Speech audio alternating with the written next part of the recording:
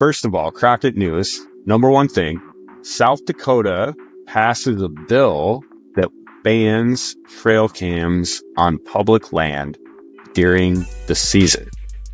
So what are your thoughts on this? Apparently some of the motivation is it's getting a little too easy, I guess was the vibe that I was getting, for people to have cell cams on public land. So they're going to try it and just wipe cell cams off public lands during the hunting season in South Dakota. What do you think? Ben, you go first on this one. Okay. To me, coming from the North Woods, going to South Dakota, it does seem like trail cameras would be like, there's so little trees and patches of woods in areas where deer will go.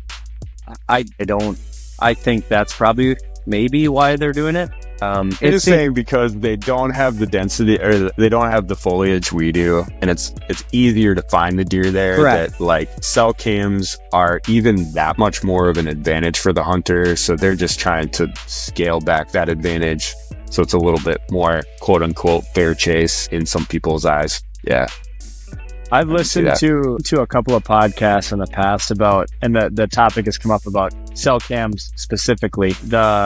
The theme that comes up a lot is that it's kind of the haves and the have-nots, right? If you have the means to have cell cams and the data plans, and I use cell cams, but if you have the means to use them, it sounds in some cases like it's borderline ridiculous. Like people will have on one ridge, they'll have like a cell camera every 50 yards or something like that. And not only is that a very distinct advantage over someone who does not have them, which again, it's like, well, sorry if you don't, but it's also something people brought up was like, it's like laying claim to your spot, even though it's public land. Many people are going to be respectful and like, well, I guess I'm not going to hunt here because there's this guy's cell cam. But if it's the same guy with 13 cell cams in one little strip of woods, like that's kind of unfair maybe. Yeah, it's not passed yet, but if it does, I'll be interested to see what sort of response there is in South Dakota. Maybe if you hunt in South Dakota and you're listening to this, tell us what you think about it. To clarify on my end, I like less rules and more rules. I gotcha.